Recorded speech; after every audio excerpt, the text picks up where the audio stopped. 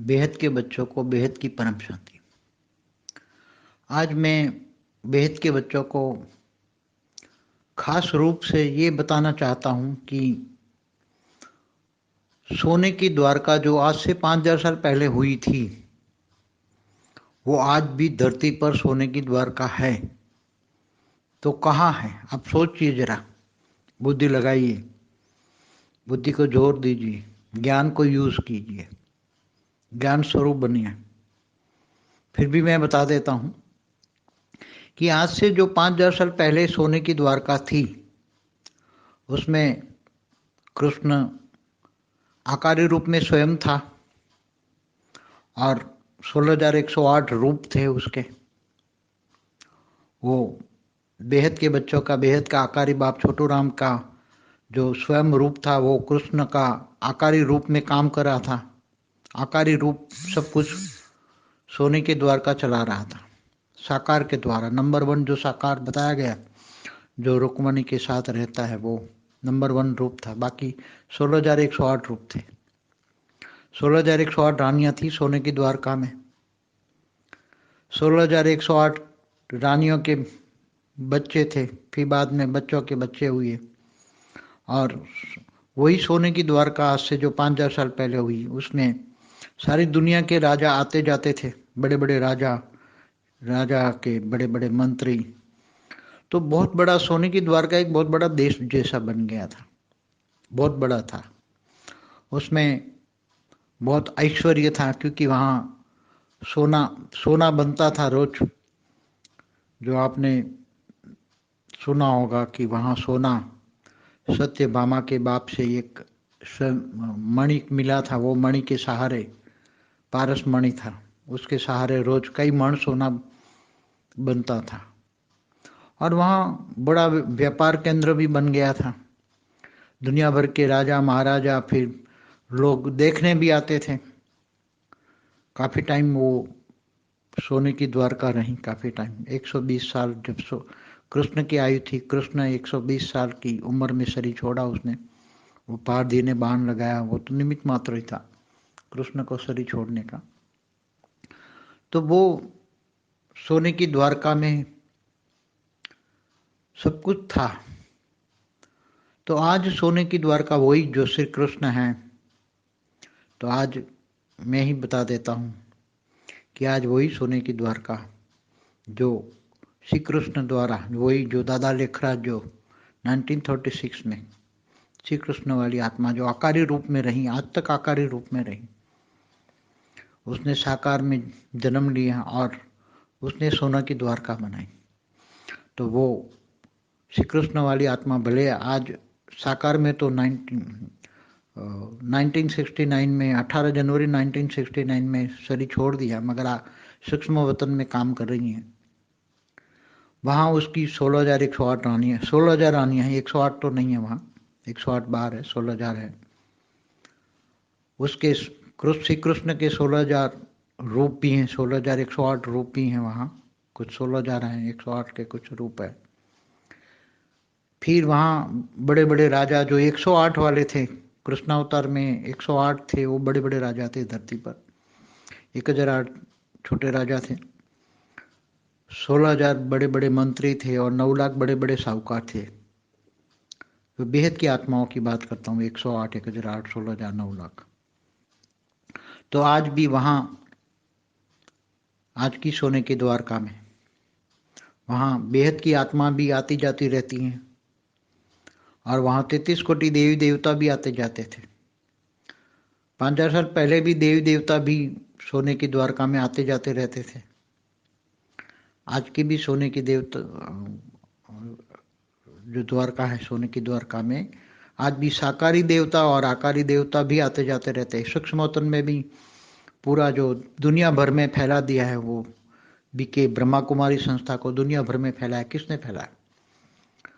तो सूक्ष्म जगत की आत्माएं, हर कोई मानने वाली, शिव को मानने वाली, कृष्ण को मानने वाली, राम को मानने वाली, सभी प्रकार की आत्माएं, सूक्ष्म जगत की आत्माएं वहाँ स्थूल जगत वालों को रेज मार मार के वहाँ सेंटरों पे लाते हैं और दुनिया भर में, सारी दुनिया भर में ब्रह्मा कुमारी फेमस कर दी और वहाँ सोने की आज ऐश्वर्य है, बहुत बड़ा धन उनके पास आता है, बड़े बड़े साहूकार आते हैं इनके पास और इतना बड़ा धन देते हैं, ऐश्वर्य है, मान शान है, तो बहुत बड़ी संस्था है। तो वो संस्था आज इतने 1936 से मतलब 84 साल हुए, तो 84 साल में इतनी बड़ी संस्था दुनिया भर में फैल गई, तो किसने फैलाई उसको, जरा सोचो। दुनिया भर में इतनी बड़ी संस्था बन गई जहाँ ऐश्वर्य है, इतना धन है, वैभव है, स्थूल धन वैभव है, ज्ञान तो हालांकि बेसिक प्राइमरी नॉलेज है, वो भी शास्त्रों को झूठ कहने वाला ज्ञान है, इसलिए वहाँ हर तरह की आत्मा भी है, वहाँ हर प्रकार की हर क्वालिटी की आत्मा है, साकार में भी है, आकारी रूप में भी वो काम कर रही हैं।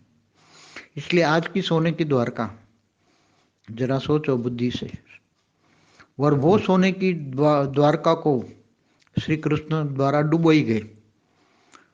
श्री कृष्ण ने अपने ही कुल का विनाश किया। क्यों कुल का विनाश किया श्री कृष्ण ने? कोई अपने कुल का विनाश ऐसे नहीं करता, क्योंकि कृष्ण की जो 16,108 रानियां थी और जो थे वैभव, तो बहुत बड़ा ऐश्वर्य था, धरती पर बहुत बड़ा स्वर्ग जैसा ही वायुमंडल था, क्योंकि पहले परम तत्वों की बनाई थी, बाद में स्थूल तत्वों में कन्वर्ट हो गई। मैंने एक वीडियो में कहा है, पहले परम तत्वों की बनाई थी विश्वकर्मा के द्वारा, बेहद के पीएम ने बना के दी थी। तो आज भी वो वहाँ ऐश्वर्य है, मान शान बहुत है, तो उसके अंदर सभी प्रकार की क्वालिटी, सभी प्रकार की सूक्ष्म जगत की आत्माएं भी हैं, साकारी भी हैं, आत्मा आकारी हैं, और बहुत बड़ा नाम है, मान शान है। मगर उसका अब सोने की द्वारका का जैसे विनाश हुआ है, ऐसा उनका भी विनाश होने वाला है। उनका विनाश कैसे कहेगा? मैंने कई वीडियो में कहा है, जो विनाश कहेगा उसका विनाश हो जाएगा। वो विनाशकारी ग्रुप है, कौरव है, जो 84 साल से 1936 से विनाश करे, 76 में होगा, 86 में होगा, 96 2012 तक विनाश कर रहे थे। मगर उनको हमेशा वाणियों में बुलाए, विनाश नहीं, परिवर्तन कहो, परिवर्तन कहो, परिवर्तन कहो। लाइट स्वरूप दुनिया को तुम सुख देने वाले हो, दुख सुख देने वाला हो, तुम विश्व परिवर्तक आत्मा हो, विश्व कल्याणकारी आत्मा हो, मगर उसको समझ में नहीं आई। आज का पुरुषार्थ भी उनको समझ में नहीं आ रही, इसलिए उन्होंने बंद करवा दिया, किसी का नाम देकर, बीके शिवानी का नाम देकर बंद करवा दिया। तो वो कौरव है, विनाशकारी ग्रुप। विनाशकारी ग्रुप को कौरव कहते हैं। जो परिवर्तक है, जो पॉजिटिवली परिवर्तन करते हैं, लोगों को सुख रूप देकर, परम शांति के वाइब्रेशन फैलाकर, लोगों को सुख देकर जो पॉजिटिवली परिवर्तन करते हैं, वो पांडव है। तो आज मुझे ऐसा लगा कि बेहद के बच्चों को सारा रात थोड़ा समझाना चाहिए कि आज से 5,000 साल पहले की सोने की द्वारका क्यों डुबो गई, कृष्ण ने ही क्यों पूरी की पूरी डुबो दी गई। तो आज भी ये डूबने वाली है, क्योंकि उसी टाइम भी वहाँ बहुत बड़े बड़े असुर अंदर आ गए थे, और असुरों के नेगेटिव सोचने के कारण, नेगेटिव सोच के कारण वो परम तत्वों की सोने के द्वारका भी स्थूल तत्वों में कन्वर्ट हो गए। तो आज भी ये बनाई तो गई थी कृष्ण द्वारा, बनवाया तो था छोटू राम ने, सोने की द्वारका बनाने का लक्ष्य था, अच्छी बनाएंगे, मगर ऐसी कर्म बंधन से ऐसी आत्माएं उसके अंदर आ गई, आसुरी वृत्ति वाली आत्माएं बहुत आ गई, इतनी भरी पड़ी हैं आसुरी वृत्ति वाले। तो श्री कृष्ण की जो बच्चे थे, बच्चे के बच्चे थे, वो ज्यादातर कोई देवता थे, ज्यादातर असुर थे।